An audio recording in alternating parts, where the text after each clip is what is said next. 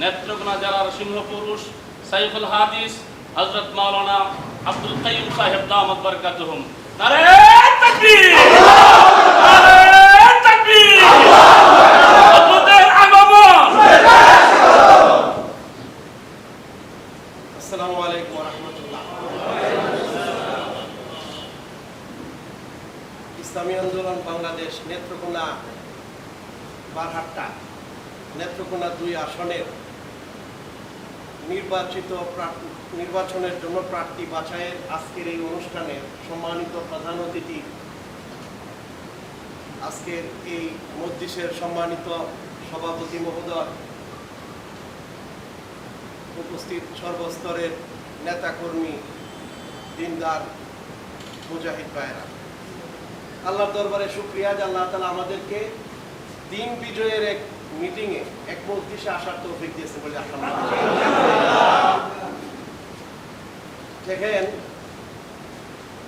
আমি মূলত ইসলামী রাজনীতির সাথে জড়িত 1992 যখন দাওরায়ে হাদিস পড়ি 92, তখন আমার উস্তাদ মুফতি আব্দুল্লাহ সাহেব রহমতুল্লাহি আলাইহি তেলাওয়াত মজলিসের ইসাক সাহেব তিনি গেলেন আমাদেরকে দিয়ে মজলিসের আহ্বায়ক কমিটি করে দিয়ে আসলেন। কিশোরগঞ্জ জেলার আহ্বায়ক ছিলেন।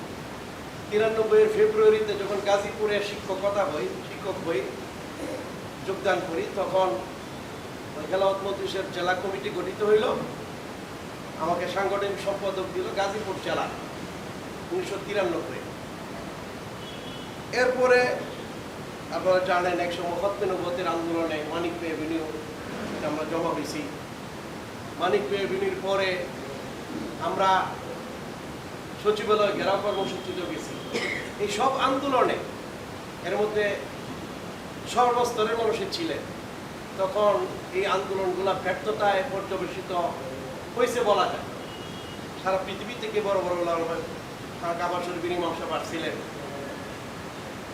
তখন আমি আমার কয়েক বন্ধুকে নিয়ে এই গোটা বাংলাদেশে ইসলামী শাসন কায়েমের জন্য একটা সংগঠন করেছিলাম।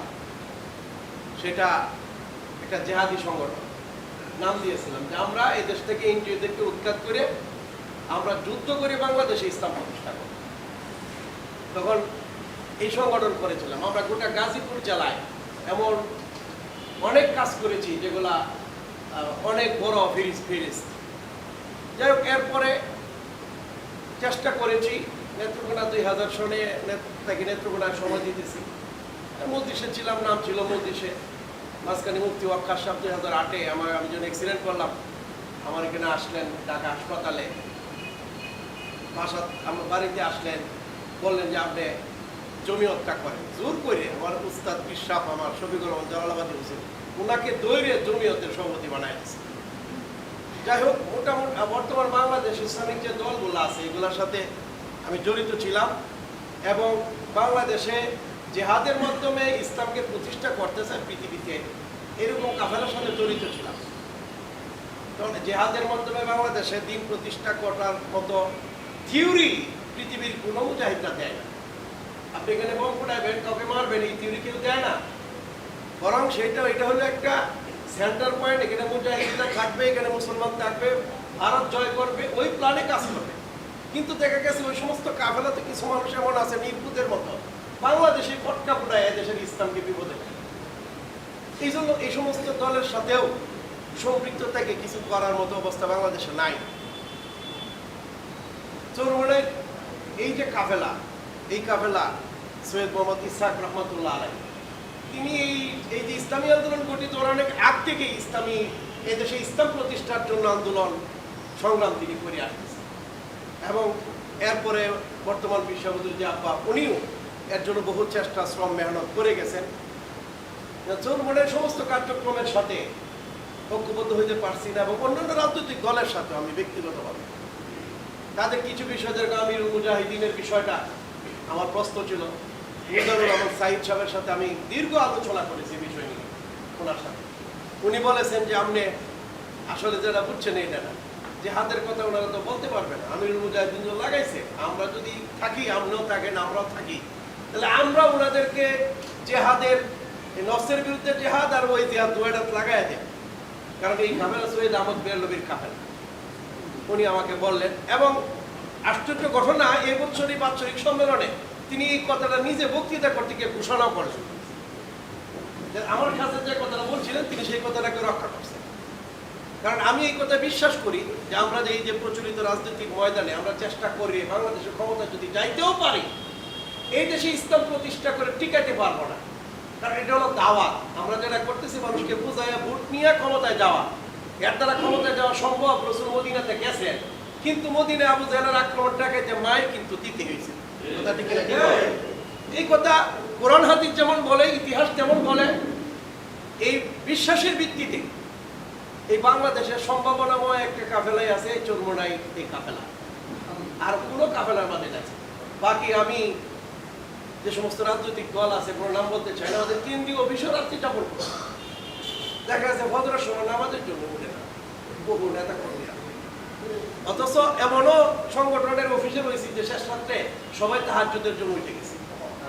তাহলে আমি এখন কি এমন কোনো দলের সাথে সম্পৃক্ত হইয়া সেই সামনে অগ্রসর হওয়াটা কঠিন। আরেকটা বিষয় হলো যে আমাদের দেশে যে ইসলামিক দলগুলো আছে, আমাদের বেশিরভাগই দেখা যায় মাদ্রাসা নির্ভর, মসজিদ মাদ্রাসা। আপনি বলেন তো দেখি, যদি গণভিত্তি না থাকে, পাবলিক সম্পৃক্ত না হয়, হুজুররা দিয়ে তো মায়ের হইতে পারে, আন্দোলন হইতে পারে, এটা তো হেফাজত ইসলামী করতেছে, তাহলে আমরা কি করলাম? এই জন্য সব চিন্তা ভাবনা করে আজ থেকে প্রায় 10 বছর আগে না, আমাদের সভাপতি সাহেব আমাকে চাকলান সাহেব মহব্বত করতেন, কারণ উনি তাকে ওনারা সহ আমার সামনে আন্দোলনের দায়িত্ব নিয়ে। আমি কিছু যে আমি পারতাম না, আপনারা কাজ করেন, পরিবেশ পরিস্থিতি আমাদেরকে বাধ্য করবে আমরা কোন জায়গায় একত্রিত হবো। কারণ আমাদের মাঝে তো মৌলিক কোনো দ্বন্দ্ব নাই, মৌলিক কোনো দ্বন্দ্ব নাই, নজরিয়াতি চিন্তাগত বেশ কম আছে, কেউ এইভাবে কেউ এইভাবে। যাই হোক, বর্তমান যে দেশের যে পরিস্থিতি, আপনি গত কিছুদিন আগে এক বৈঠকে গেছিলাম, তারা আমার সদর থেকে সবাই মিলে চাই না দিয়ে দিবে, কিন্তু ওই সমস্ত দলের মাঝে যারা ব্যক্তির চিন্তা চেতনাকে প্রতিষ্ঠা করার জন্য ব্যক্তি সংগঠনকে ব্যবহার করে, এখানে সফলতা আশা করা যায় না। এখানে একটা রুটম্যাপ লাগবে, একটা গতিশীলতা লাগবে এবং কর্মসূচি লাগবে। একমাত্র এই চরমোনাই ইসলামী আন্দোলনের মধ্যে আধ্যাত্মিকতা আছে, নাহলে দুইজন আমির সাহেব, একজন মুজাহিদ কমিটির আমির, আরেকজনের দলের আমির, দুইটা ধারায় চলো বললে কি করে আমরা রাখি? তাহলে এখানে আধ্যাত্মিকতার একটা বিষয় আছে না? এই ভারতবর্ষে আপনি ইসলাম প্রতিষ্ঠা করবেন, আমরা নিজের আমল আপনার চরিত্রই যদি জাগাতে থাকে, মানুষ যদি আপনাকে আদর্শই মনে না করে, তাহলে ইসলাম প্রতিষ্ঠা হবে না। যার কারণে আজকে আপনারা আসছেন। এখনো বলি, যদি আমরা এখানে ইসলাম প্রতিষ্ঠা করতে চাই, যদি আমাদেরকে গালি দেয়, আমাদের মুরব্বী যিনারা আমির সাহেব, ওনার সকলকে যদি গালিয়া, যদি উলঙ্গ হয়েও গালিগালাজ করে, আমরা একটা শব্দ করবো না। ইনশাল্লাহ কি কর, ফেসবুকেও না, যে গালি দিব তার সাথে আরো বেশি সম্পর্ক করা খাওয়ায়। এটা হলো রসুলের প্রকৃত রাজনীতির বৈশিষ্ট্য। কাফের কত রসুল গালি দেন নাই, কাফেরদের বিরুদ্ধে তো দাঁড়ান নাই।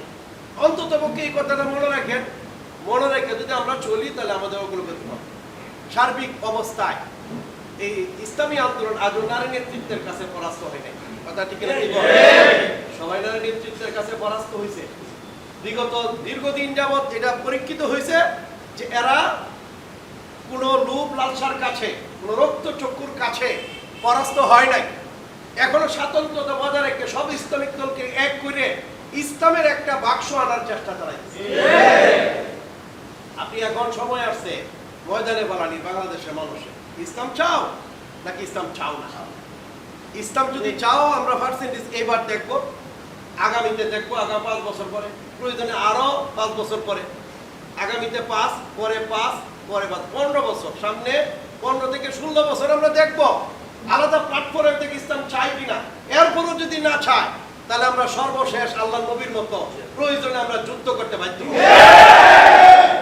এই পরিকল্পনা এই সৈয়দ আহমদ বেরলভী, যিনি আমাদের এই সিলসিলার সবচেয়ে বড় বুজুর্গ, যিনি আমাদের পীর সৈয়দ আহমদ বেরলভী রহমতুল্লাহ আলাইহি। আপনি এই যে চরমোনাইর তরিকা খন, এটা রশিদ আহমদ গঙ্গোহী রহমতুল্লাহির তরিকা। আমাদের পীরানি সিলসিলা এদিকে, ওনার দাদা পীর হযরত সৈয়দ আহমদ বেরলভী রহমতুল্লাহ আলাইহি, উনি কি করেছেন? 2 লক্ষ মুজাহিদ তৈরি করে আফগান সীমান্তে ক্যাম্প করেছেন। ওইখান থেকে তৈরি হইয়া ইংরেজদের বিরুদ্ধে জেহাদের ডাক দিয়েছিলেন, আপনারা জানেন। এই হিসাবে আমাদের কাফেলা সেই মুজাহিদের কাফেলা, যে মুজাহিদ নামটা ধারণ করছেন সেটার চূড়ান্ত রূপ আমরা প্রয়োজনে প্রদর্শন করব ইনশাআল্লাহ। এই হিসাবে যদি এখন একটা সময় এই জাতিকে ঐক্যবদ্ধ করা, এখন আপনি দাওয়াত দিবেন, একটা প্ল্যাটফর্ম না থাকলে কইবেন কথা রাখা। এই যে আমি সব সময় আপনারা দেন ইসলামী আইন, ইসলামী বিচার, ইসলামী অর্থনীতি, ইসলামী শাসনের ওয়াজ করি, ওয়ার্ডটা যে করি, এখন এই ওয়ার্ডটার ক্ষেত্র একটা তো পাত্র লাগবো যে ইসলামটা দেওয়া লাগলে এই জায়গাটা কি কম, এই জায়গাটা কোনটা একটা তো নির্ধারণ করা লাগবো নাকি? নির্ধারণ করতে গিয়া এখন কারে কইবেন যার নিজের এই অস্তিত্ব নাই? কাকে বলবেন যার নিজের এই স্বাতন্ত্রতা নাই? আপনি কাকে বলবেন? এমন নেতা আছে যারা নিজের পর্যায়ের কর্মীদেরকে চিনেই না। কথা শুনতেছেন নাকি? এই যে সৈয়দ মোহাম্মদ ফজলুল করিম সাহেব, উনি 3 বার ওনার সাথে দেখা হয়েছে, আমার কথার কথা বলতেছি। 3 বার উনি আমার চাপড়ায় ধরছে, বলছে একদিন তো দরিয়া করে সুমানি শুরু করছে যে আপনি আসেন কাজ করে। যাই হোক, আরেকদিন মতো নাই, টিকে রাস্তা কেউ আসেন ছিলেন গাড়ি চলে আপনি রাস্তা।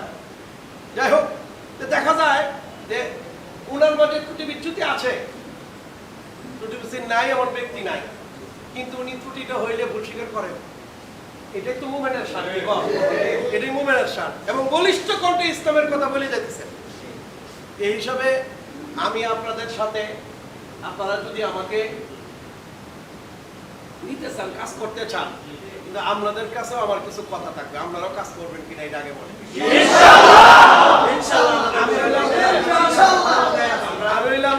আমি হইলাম এক কথার মানুষ। এখন হয়তো বয়স হয়ে গেছে 53, 54, 55 বছর হয়ে গেছে গা, এখন সেই শক্তি সামর্থ্য নাই। কিন্তু আরো যদি হয়তো আল্লাহ 10টা বছর বা 15টা বছর বাঁচায়, অন্তত পক্ষে অত্র অঞ্চলে এমন একটা পরিবেশ আমরা কায়েম করি